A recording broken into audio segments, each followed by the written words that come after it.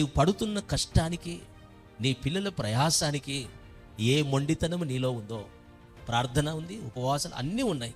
కాకపోతే ఏ బుద్ధి విషయములో, ఏ విషయములో మనం మొండిగా ఉన్నామో అదే మన జీవితానికి నష్టాన్ని చేకూరుస్తుంది. ఇస్సాకు కుటుంబం అంతా కలవరపడడానికి, ఆ గందరగోళానికి కారణం దేన్ని వదులుకోలేకపోయాడు. ఒకటే అది, వేటాడిన మాంసం, రుచిగల భోజనం. ఆ గుణాన్ని బట్టి కుటుంబం అంతా దీవెనకరంగా ఉండడానికి ఆ ఒక్కటి వదులుకోలేకపోయాడు. పిల్లలు ఐక్యంగా ఉండడానికి ఆ ఒక్కటి వదులుకోలేకపోయాడు. ప్రార్థన చేశాడు, మళ్ళీ సంతానం కొరకు భక్తిగా బ్రతికాడు, బలిపీఠం కూడా ఎక్కాడు. కానీ ఆ ఒక్కటి మార్చుకోలేదు. ఆ ఒక్కటే కుటుంబాన్ని కష్టాల పాలు చేసింది. రోజు నీవు పడుతున్న కష్టానికి, నీ పిల్లల ప్రయాసానికి ఏ మొండితనం నీలో ఉందో ఆ మొండితనాన్ని నువ్వు తీసుకోకపోతే దేవుని బిడ్డలారా, లేటర్ ఆన్ నీకు పెద్ద ప్రమాదంగా మారుతుంది.